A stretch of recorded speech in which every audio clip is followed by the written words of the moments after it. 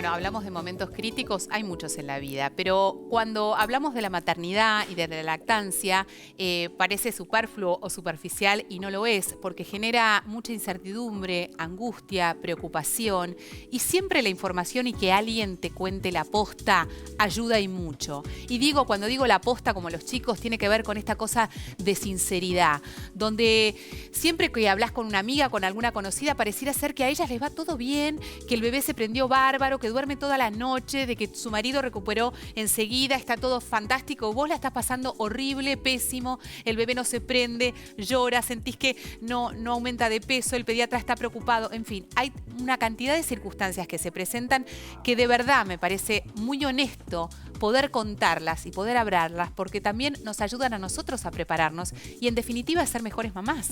Bueno, está Ivana Moyano con nosotros, como siempre, que nos ayuda a hablar de estos temas. Digo, sincerarnos, ¿es un momento crítico, sí o no? Sí, claro, altamente crítico. Vos hablabas recién de la vuelta a casa y la vuelta a casa no es una pavada porque nos dan de alta institucional, alta que quiere decir que no estás internada, pero que vos te vas a tu domicilio todavía no dada de alta, ni vos ni el bebé. Entonces, llegás a casa, que es casi el desierto, porque vos venís de todo un proceso de embarazo, en donde en los últimos tiempos tuviste el curso de psicoprofilaxis, en donde te contaron muchas cosas, estuviste muy contenida en el parto, muy atendida en el posparto, que son las primeras generalmente 48 horas. Tenés gente que te atiende, gente que cocina, gente que limpia. Gente que te ayuda, en definitiva, claro, ¿no? Y te contiene. Claro, y que te ayuda más que nada a descifrar esta nueva relación que vos tenés con un bebé desconocido y luego te vas a tu casa todavía absolutamente en pañales, te diría, para ser literal. Y llegás a tu casa y estás muy poco sostenida. A mí me parece que ahí hay un agujero asistencial muy grande. Totalmente. Porque a veces todavía uno no tiene armado un vínculo con un pediatra, ¿sí? Entonces, lo que se hace en general es que vos volvés a tu casa, pero durante los primeros 28 días vos tenés que asistir a que al bebé se lo controle en el lugar donde nació y eso lo hace el neonatólogo. Ahora, vos llegás a tu casa, en las primeras 48 horas, todavía sin el proceso de bajada de leche instalado. Esto quiere decir que cuando vos estés en tu casa, recién ahí vas a empezar a atravesar un proceso muy lento que dura los primeros 7, 10 días, que es que se instale el ritmo entre la demanda y la oferta para la lactancia. Entonces, yo siempre digo que nunca en mi vida necesité tanto a mi mamá como el momento de cruzar la puerta con mi primer hijo en brazos. O sea, yo la agarraba de la mano y digo, te pido por favor que no te muevas. Y dice, bueno, vos que sos tan independiente, que sabés resolver las cosas. No, yo me sentía absolutamente aterrada. Y la única persona que me calmaba o que yo sentía que sabía y que me podía salvar las papas en esta situación de inexperiencia, angustia, hiperresponsabilidad, justamente era la mamá.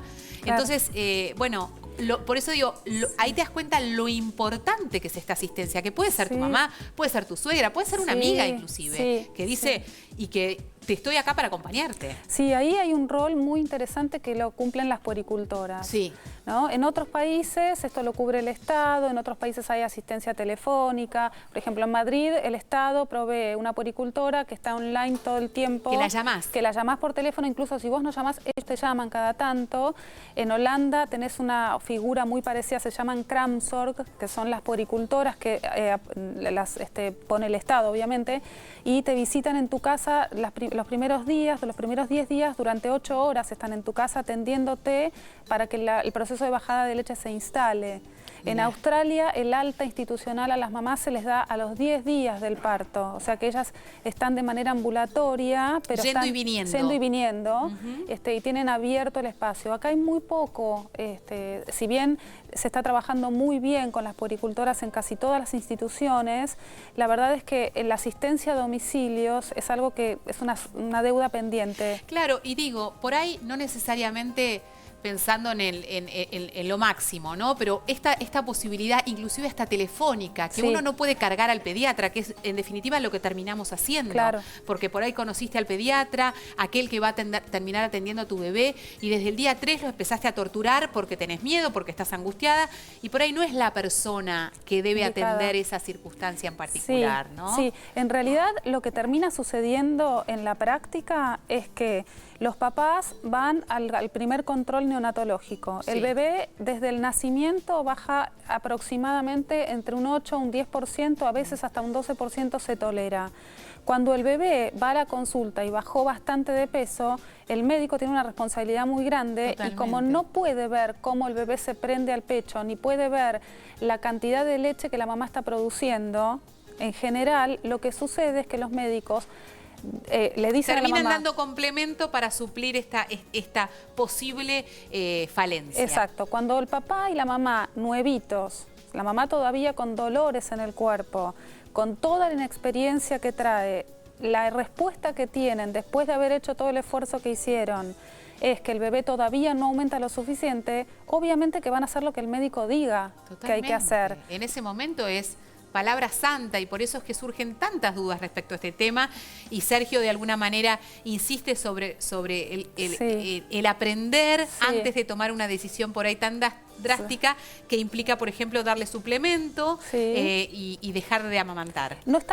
A ver, hay algo lógico. Si el bebé bajó mucho de peso, nosotros lo que tenemos que lograr es que el bebé aumente rápidamente de peso. Nadie va a querer que el papá esté angustiado, la mamá esté angustiada y que el bebé baje de peso. Lo que sucede es que eso se puede evitar con información. Exacto. Lo que me parece muy importante es destacar que muchas mamás se sienten muy tristes o se sienten muy frustradas, a veces muy culpables, porque sienten que no pudieron amamantar y que entonces le dan la forma de alimentar al bebé, es decir, a través de un biberón y leche de fórmula, es la única alternativa que les quedó, y entonces se sienten muy mal por no haber podido acceder a la lactancia. Y es como si se debieran de justificar. Y claro. Acá vale una aclaración muy importante que también tenía que ver con consultas en el día de ayer. Esto es lo ideal. Muchas veces, como tantas cosas en la vida, no suceden de manera ideal por determinadas circunstancias. Y uno tiene que estar abierto y flexible a esta situación. Entonces, es mucho mejor una mamá tranquila y serena para su bebé que una mamá desquiciada, angustiada, absolutamente vulnerable por la sensación de que no está pudiendo cumplir con las expectativas que se tenía sobre ella, ¿no? Y seguramente una vez sacada esa angustia y esa responsabilidad, hasta inclusive pueda volver a lactar. Totalmente. Porque una vez que recupere la tranquilidad y tenga la información suficiente, esto pueda volver. Absolutamente. Es muy importante entender que el amamantamiento es la forma más saludable, más higiénica, más económica que podemos darles a nuestros hijos. Hay circunstancias en las cuales las mamás no pudieron acceder a una lactancia o amamantaron durante muy poco tiempo, y entonces lo que hay que buscar es la mejor alternativa. Claro, Ivana, inclusive ahora, porque en mi época la recomendación eran 6 meses, y ahora la recomendación mínima son 2 años. Entonces, de verdad se nos plantea un desafío muy interesante, absolutamente válido, pero que en la práctica, y acá pasamos también a otro momento crítico de la vida que tiene que ver con la vuelta a las actividades profesionales o laborales. Entonces, digo, ¿cómo hacer para sostener esto en el tiempo, donde seguramente debe haber grandes picos, ¿no? Donde estamos cómodas, donde sentimos que todo fluye y de golpe todo se complica. Sí, como vos bien decís, la vuelta a casa, la vuelta al trabajo y el destete son los momentos generalmente más críticos durante la lactancia prolongada. Claro. También hay un momento crítico que es que si la mamá se reembaraza, ¿no? Claro, como hablábamos recién. Claro. En general, cuando la mamá vuelve a trabajar, tiene que saber que la lactancia no tiene por qué interrumpirse.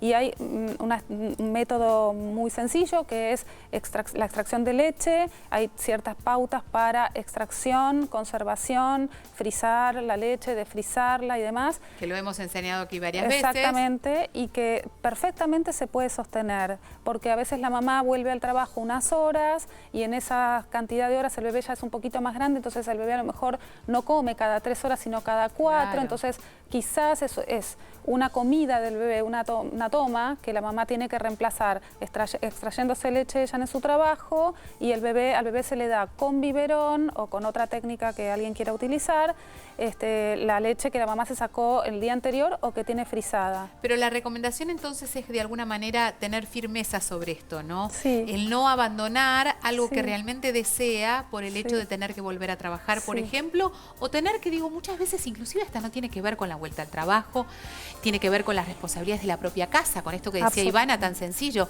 que hay que cocinar, que hay que limpiar, que hay que atender a los otros hijos, y de golpe te ves absolutamente sobrepasada y decís, bueno, más fácil, termino, le doy una mamadera. Sí, A ver, sí.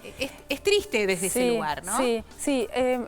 Hay muchos casos. Yo me estoy acordando de un caso que ayer me consultaron, que es una mamá que ella no tiene que volver al trabajo, pero que tiene un casamiento, entonces necesita dejarle a su beba, que tiene 3 meses, un biberón por las dudas, porque la mamá le dijo, bueno, me da miedo. Sí. Entonces, lo que hicimos ayer fue enseñarle cómo utilizar el sacaleche, estoquearse esa leche, entender cómo tiene que sacarse, que no es todo de una, sino que es a lo largo del día, cómo almacenarla, etcétera, etcétera.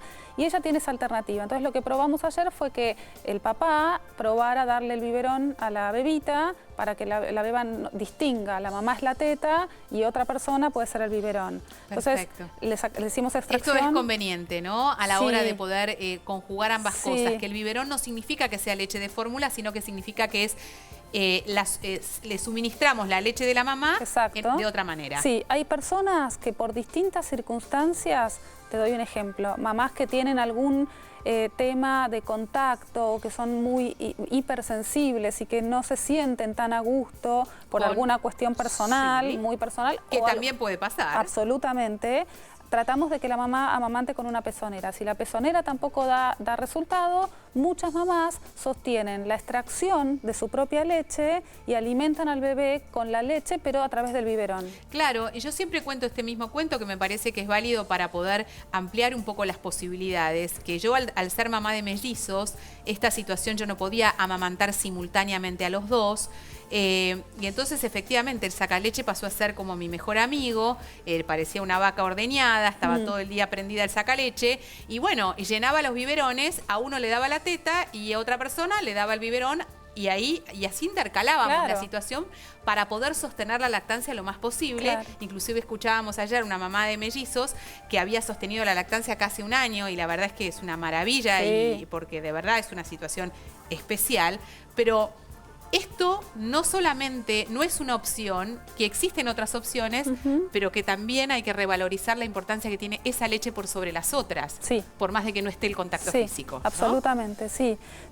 Tanto con el biberón como en la teta, a la teta, lo más importante no es solamente el acto de la nutrición, que es muy importante y que la calidad de una leche y de la otra ya sabemos que es diferente. Obvio. Pero hay algo muy interesante que es el vínculo, y que lo más importante es que el amamantamiento va instalando en el bebé de manera muy temprana modelos de vinculación.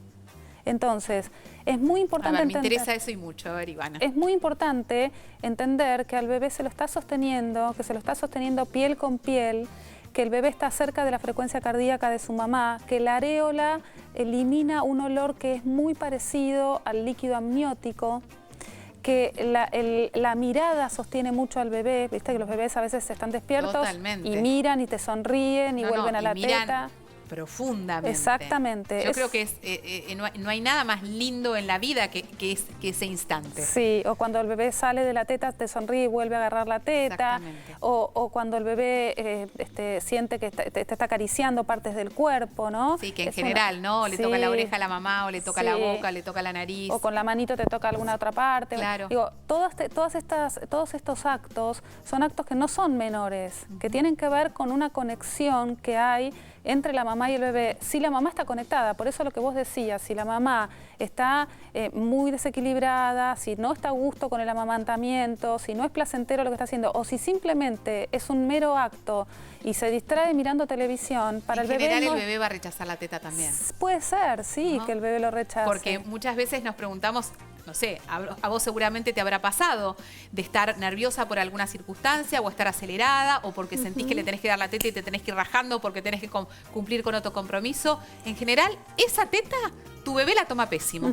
No le gusta, se prende y se desprende, sentís que llora, que está incómodo, porque en realidad lo que está es no a gusto con la persona que le está dando la teta, que es su mamá, porque está en otra. Sí, en general lo que suelen hacer esos bebés muy inteligentemente es despertarse varias veces a la noche y recuperar a su mamá relajada, en silencio, calentita, que probablemente además se acueste con ellos en la cama.